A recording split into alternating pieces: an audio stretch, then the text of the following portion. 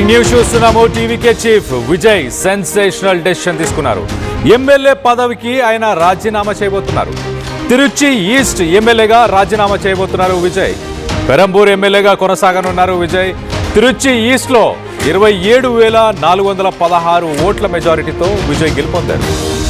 ఖాళీ అయిన తిరుచి ఈస్ట్ స్థానంలో మరి త్రిషాకి అవకాశం ఇవ్వబోతున్నట్టు వినికిడి.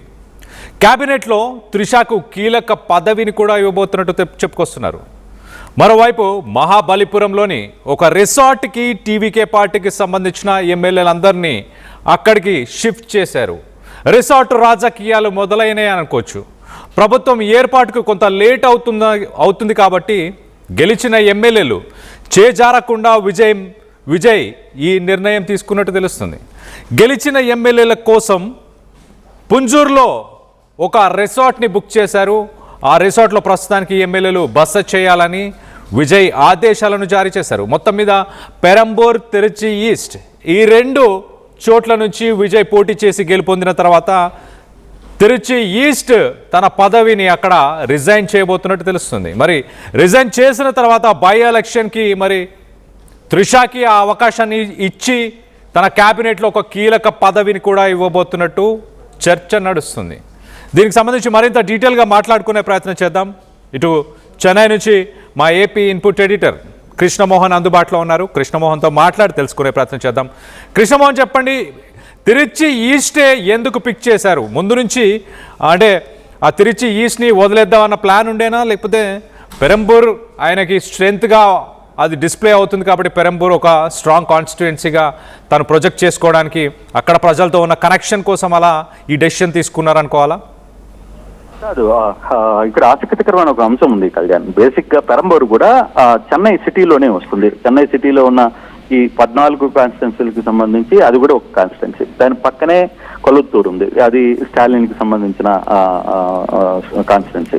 ఆయన చాలా తెలివిగానే ప్లాన్ చేశారు. ఎందుకంటే పెరంబూరులో ఆయన కానీ గెలిస్తే ఆ ఇంపాక్ట్ పక్కనున్న కొలుత్తూరులో కూడా పడుతుంది. స్టాలిన్ ని కూడా మనం దెబ్బతీయచ్చు అనే ప్లానింగ్ లోనే ఆయన డైరెక్ట్ గా అక్కడ పోటీ చేసిన పరిస్థితి. అందుకే అక్కడ ఎస్కే బాబు అనే వ్యక్తి ఏకంగా స్టాలిన్ ని కూడా ఓడించి రికార్డ్ సృష్టించారు. ఆయన ఒక గేమ్ చేంజర్ లాగా తయారైన పరిస్థితి అక్కడ నిజంగానే.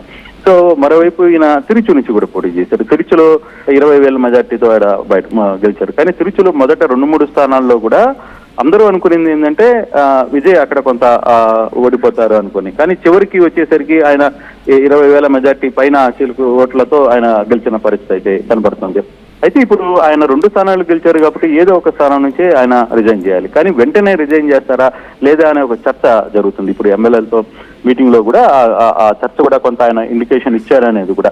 సో ఆ స్థానానికి తిరుచికి ఎవరు ఒక బలమైన నేతను తీసుకుని వెళ్ళి అక్కడ ఉంచితే బాగుంటుంది అని ఒక చర్చ జరుగుతుంది. కాకపోతే సోషల్ మీడియాలో లేదు, కొంత టీవీకి సంబంధించిన సోర్సెస్ ఇవన్నీ ఏం చెప్తున్నాయంటే త్రిష పోటీ చేసే అవకాశం ఉంది, త్రిష ఇక రంగంలో దిగబోతుంది అని చెప్పి చెప్తున్న పరిస్థితి. కానీ అంత అవకాశం ఇవ్వరేమో అనేది మనకు అందుతున్న సమాచారం. బట్ ఏదేమైనా ఆయన పెరంబూరుని లీగ్ తీసుకుంటాడు. ఎందుకు లీగ్ తీసుకోవాలంటే సిటీ మొత్తం కంట్రోల్లో ఉంటుంది. సిటీ మొత్తం 14 సీట్లు స్వీప్ చేసింది టీవీకి. ఎవరిని వదల్లా, అసలు సిటీలో నిలబడ్డ పరిస్థితి ఎవరిని టౌన్ లో చెన్నై సిటీకి అనుకున్న 14 నియోజకవర్గాల్లో ఎవరిని వదలకుండా అందరినీ ఓడించిన పరిస్థితి అయితే ఉంది. సో అప్పుడు విజయ్ లాంటి వ్యక్తి కూడా పెరంబూరులోనే ఉంటే అది సిటీలోనే వస్తుంది కాబట్టి ఖచ్చితంగా ఆయనకు ఒక స్ట్రాంగ్ హోల్డ్ ఉంటుంది.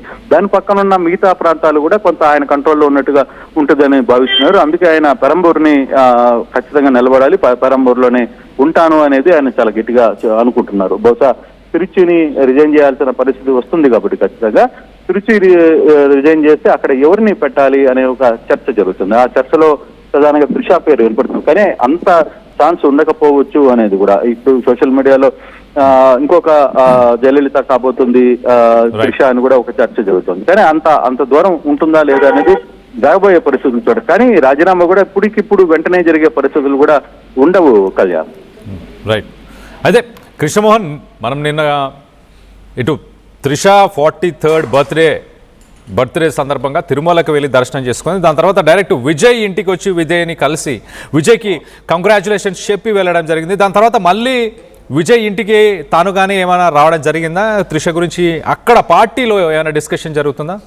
లేదు లేదు, ఇప్పుడు దాకా అయితే గెలిచిన తర్వాత ఫస్ట్ మెంబర్ బయట నుంచి వచ్చి విజయ్ని గ్రీటింగ్స్ తెలిపిన వ్యక్తి త్రిష. ఉదయాన్నే తిరుమలకి దర్శించుకున్నారు, స్వామివారి దర్శించుకున్న తర్వాత ఆమె అక్కడి నుంచి ఫ్లైట్ లో నేరుగా చెన్నై చేరుకున్నారు. చెన్నై నుంచి నేరుగా విజయ్ ఇంటికి వచ్చారు. విజయ్ ఇంటికి వచ్చి ఇక్కడ విజయ్ని కలిసి కంగ్రాట్స్ చేసి ఆమె జస్ట్ ఒక అరగంట కూడా లేరు, అరగంట సేపులో ఆమె వెంటనే తిరిగి వెళ్ళిపోయారు కూడా. కాకపోతే ఆమె మొదటి నుంచి కొంత సపోర్ట్ చేస్తుంది కాబట్టి ఆ సపోర్ట్ కి సంబంధించిన వ్యవహారంలో ఖచ్చితంగా ఆమె పూర్తి స్థాయిలో విజయ్కి మద్దతు తెలిపింది అనేది మనకి చాలా స్పష్టంగా అర్థమవుతుంది. కాబట్టి ఈ ఇంపాక్ట్ ఒకసారి మనం కానీ చూసుకుంటే ఈ ఓవరాల్ ఇంపాక్ట్ లో ఎక్కడ ఎంతవరకు ఈ వ్యవహారాన్ని నడుపుతారు ఎంతవరకు అనేది చూడాలి. బట్ తిరుచి మాత్రం రాజీనామాకి సిద్ధమవుతున్నట్టుగానే మనకి ఇంటర్నల్ గా సోర్స్, ఇంకా అఫీషియల్ గా ఆయన ఇంకా చెప్పలేదు. బహుశా ముఖ్యమంత్రి ప్రమాణ స్వీకారం తర్వాత దాని గురించి ఆలోచిస్తారు చెప్తే ఇప్పుడు తన రెండో స్థానాన్ని రిజైన్ చేసే పరిస్థితులు ఇప్పుడు ఉండకపోవచ్చు అనేది చాలా స్పష్టంగా కనపడుతుంది.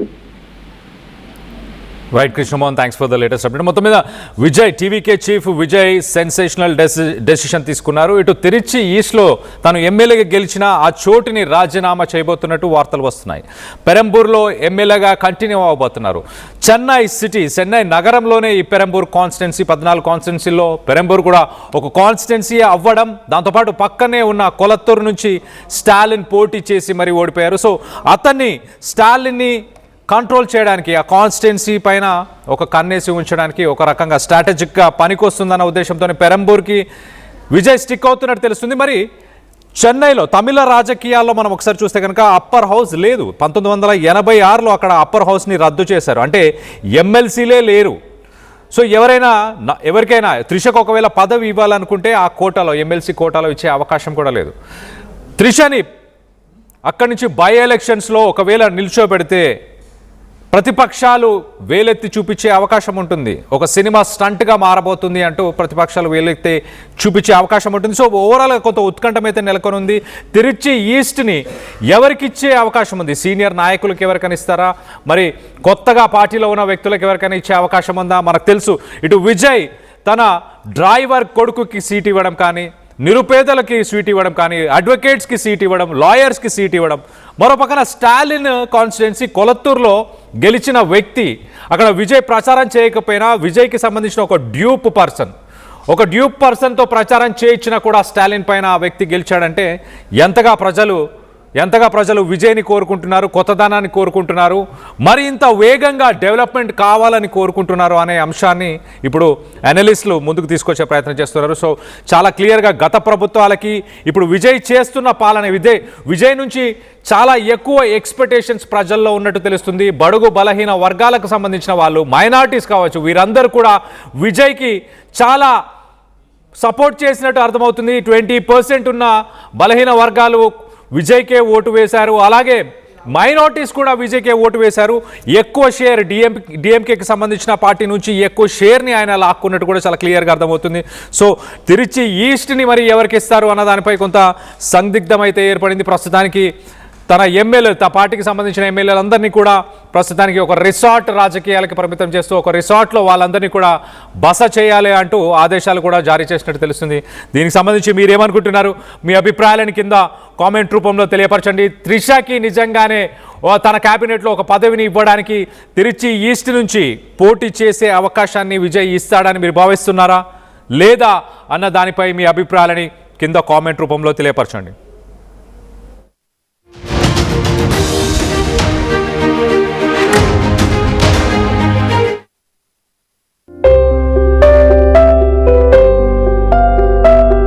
చిన్న చిన్న ఆనందాలు 35 ఏళ్లుగా నా జీవితంలో లేవు. 35 ఏళ్లుగా నేను డైపర్లలో బ్రతికాను. 6 సెంటీమీటర్ల ఫిస్టులా నా మూత్రాశయంలో లీక్ కారణమైంది. ఎవరూ నాకు సహాయం చేయలేకపోయారు. ఏఐఎన్యూలో వైద్యులను కలిసే వరకు అక్కడ వారు రోబోటిక్ శస్త్రచికిత్సతో నాకు పరిష్కారం ఇచ్చారు. వారు నా ఆత్మవిశ్వాసాన్ని కూడా తిరిగిచ్చారు. Precision care makes it possible. The Center for Robotic Surgery at AINU